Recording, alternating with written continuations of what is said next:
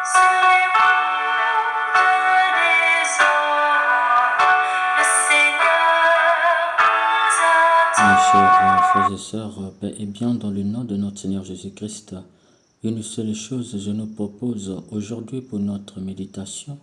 Tu as reçu la Sainte Thérèse pour être une parole vivante et non un texte. Dans l'Évangile, Jésus déclare aux Juifs, « Mon Père jusqu'à maintenant est toujours à l'œuvre et moi aussi je suis à l'œuvre. » Mes chers frères et sœurs, une telle déclaration dans les oreilles des Juifs est très grave.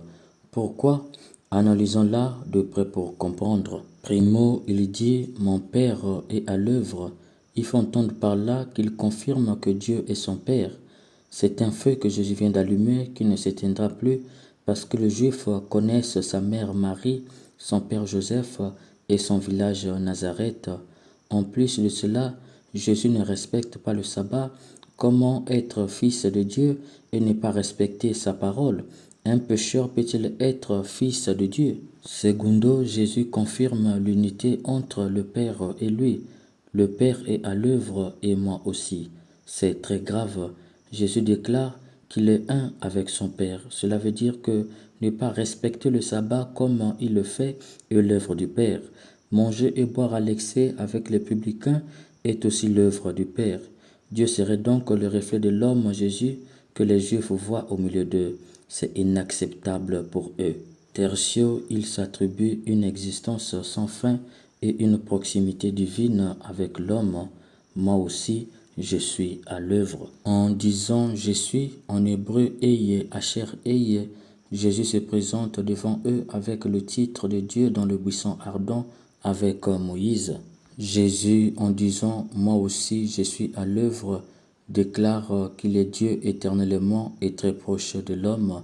Les Juifs ont bien perçu la gravité de ses propos. Saint Jean nous dit à propos, c'est pourquoi de plus en plus il cherchait à le faire mourir, car non seulement il violait le repos du sabbat, mais encore il disait que Dieu était son propre Père et il se faisait ainsi l'égal de Dieu.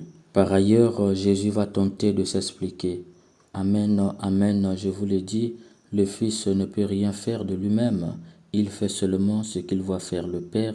Ce que fait celui-ci, le Fils le fait pareillement, car le Père aime le Fils et lui montre tout ce qu'il fait. Il lui montrera les œuvres encore plus grandes et vous serez dans l'étonnement. En voulant s'expliquer, Jésus va envenimer encore la situation.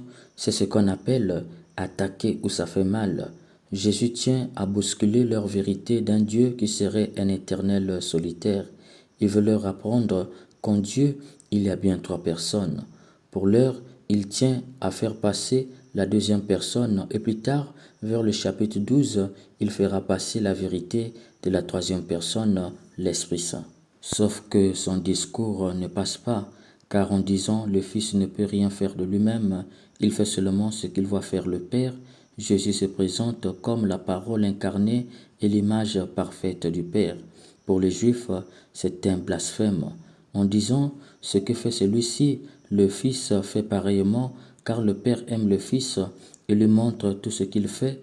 Jésus révèle que le Père agit et le Fils reproduit l'action, ce qui montre qu'il y a plus fort que la communion entre les deux, c'est l'interdépendance, ce que les théologiens vont appeler plus tard la péricorèse ou la circumcision, c'est-à-dire que le Père dépend du Fils comme le Fils dépend du Père, et plus tard il expliquera cela dans le chapitre 12 à 14 avec l'Esprit Saint. Le Père, le Fils et le Saint-Esprit sont en interdépendance. Si les Juifs n'ont pas pu le tuer à l'immédiat, c'est vraiment parce que son heure n'était pas arrivée. En disant qu'il lui montrera des œuvres encore plus grandes et vous serez dans l'étonnement, Jésus prédit déjà sa résurrection, c'est-à-dire qu'il est l'image d'un père pauvre et nu. En disant, celui qui ne rend pas honneur au Fils ne rend pas non plus honneur au Père qui l'a envoyé. Amen, amen, je vous le dis, celui qui écoute ma parole et croit au Père qui m'a envoyé, celui-là obtient la vie éternelle et il échappe au jugement, car il est déjà passé de la mort à la vie. Jésus révèle qu'il est le seul et unique médiateur entre Dieu et les hommes. Qui veut aller à Dieu doit passer par lui. Il faut entendre par là que dans la compréhension de ces Juifs, il a dit qu'il est plus grand que tous les prophètes, les sages et les patriarches. Il est plus grand que Moïse et Abraham, qui sont les chemins qui mènent à Dieu. C'est une insulte contre la religion juive. Plus besoin de lire les patriarches et Moïse, ni moins les prophètes et les sages. Jésus incarne tout ce monde-là. Il est l'unique voie qui mène au Père. Nous pouvons comprendre la raison qui a fait que lorsqu'ils l'ont eu, ils l'ont bien frappé. Car toute cette colère, ils vont la déverser sur lui le vendredi saint. Amen, amen, je vous le dis, l'heure vient et c'est maintenant où les morts vont entendre la voix du Fils de Dieu et ceux qui l'auront entendu vivront. Comme le Père a la vie en lui-même, ainsi a-t-il donné au Fils d'avoir la vie en lui-même et il lui a donné le pouvoir de prononcer le jugement parce qu'il est le Fils de l'homme. Ne soyez pas surpris, l'heure vient où tous ceux qui sont dans les tombeaux vont entendre sa voix et ils sortiront. Ceux qui ont fait le bien, ressuscitant pour entrer dans la vie, ceux qui ont fait le mal, ressuscitant pour être jugés. Moi, je ne peux rien faire de moi-même, je rends mon jugement d'après ce que j'entends, et ce jugement est juste parce que je ne cherche pas à faire ma propre volonté, mais la volonté de celui qui m'a envoyé. Jésus se révèle ici comme le juge et seigneur des vivants et des morts. Les Juifs ont bien compris son message, d'où au chapitre 8, ils vont l'amener une femme adultère pour tester en quoi il est le juge des vivants et des morts. Mes chers frères et sœurs, toute cette révélation de Jésus dans cet évangile culmine vers cette dernière révélation, je suis le juge du monde. Mes chers frères et sœurs, très souvent nous ne faisons pas attention à ce paradoxe que Jésus avait émis aux gens de sa gauche dans Matthieu 25, le verset 41. Allez-vous-en loin de moi, maudit au feu éternel qui a été préparé pour le diable et pour ses anges. Il est clair pour Jésus, l'enfer n'a jamais été créé pour l'homme, obsession de Dieu. Dieu a créé l'enfer pour les êtres surnaturels et déchus, le diable et ses anges. Pourquoi l'homme ira en enfer? L'homme ira en enfer parce qu'il aura choisi lui-même librement d'être du côté du diable. Pourquoi Dieu ne peut-il pas le pardonner? Parce que l'homme est doté de la syndérèse. En effet, Dieu a inscrit en chaque homme et chaque femme la syndérèse. Il faut entendre par la syndérèse une faculté inscrite en tout homme et toute femme qui lui permet de reconnaître de manière infaillible le bien. C'est pourquoi Jésus est le juge. D'ailleurs, il dit lui-même, ceux qui sont dans les tombeaux sortiront. Cela, il faut entendre par là nos grands-parents qui n'ont pas été évangélisés. Jésus dit, ils sortiront du tombeau pour le jugement. Sur quels critères serait-il jugé? Sur la syndérèse, la capacité qui permet à chaque homme et chaque femme de reconnaître de manière infaillible le bien. En fait, Dieu respecte notre liberté. Il est enchaîné mains et pieds face à la liberté de l'homme, d'où l'homme peut aller tuer sans que Dieu ne l'empêche, car il est libre. Néanmoins, il a décidé de faire fi de la syndérèse en faisant le mal librement. Le jugement dont parle Jésus, c'est le constat qu'il fera avec lui. Car le jugement de Jésus n'est pas le jugement du monde avec un greffier, un juge d'instruction et les avocats.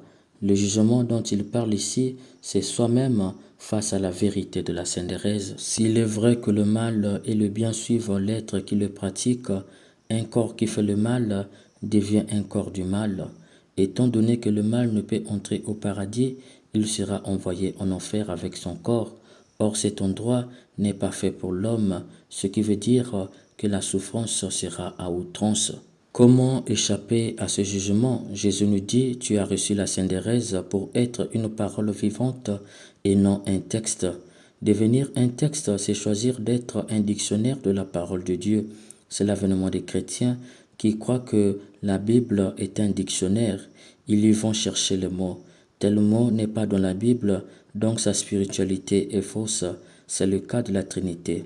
Comme le mot n'est pas dans la Bible, ce qui veut dire qu'il n'y a pas trois personnes en Dieu. Et pourtant Jésus lui-même se réclame fils d'un Père qu'il nous révèle. C'est aussi l'avènement des chrétiens des versets bibliques. Ils peuvent te citer 1000 versets corrects, mais l'expression de leur vie au quotidien ne reflète pas que j'utilise la Sainte-Thérèse, la faculté inscrite en eux qui leur permet de reconnaître de manière infaillible le bien. En les observant au quotidien, on observe qu'ils ont du mal à pardonner, à pratiquer le bien et à vivre avec les autres. Cher bien-aimé, la Sainte Thérèse t'a été donnée pour devenir une parole vivante. Observe Jésus, il a utilisé la Sainte Thérèse. Son témoignage de vie est un exemple qui traverse des âges. Tellement qu'il a creusé sa relation avec le Père, il était dans le monde, sa parole vivante, au point de dire « Celui qui m'a vu a vu le Père ». C'est pour te dire, avec la Sainte Thérèse, prends une option fondamentale et préférentielle pour le bien.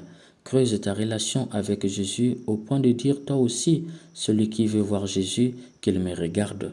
Ainsi, par ton témoignage de vie, tu deviendras une parole vivante et tu ne connaîtras pas le jugement, car, dit Jésus, ceux qui ont fait le bien vont ressusciter pour entrer dans la vie. Cher bien-aimé, n'oublie jamais que Dieu a inscrit en toi la Sainte Thérèse pour être une parole vivante et non un texte.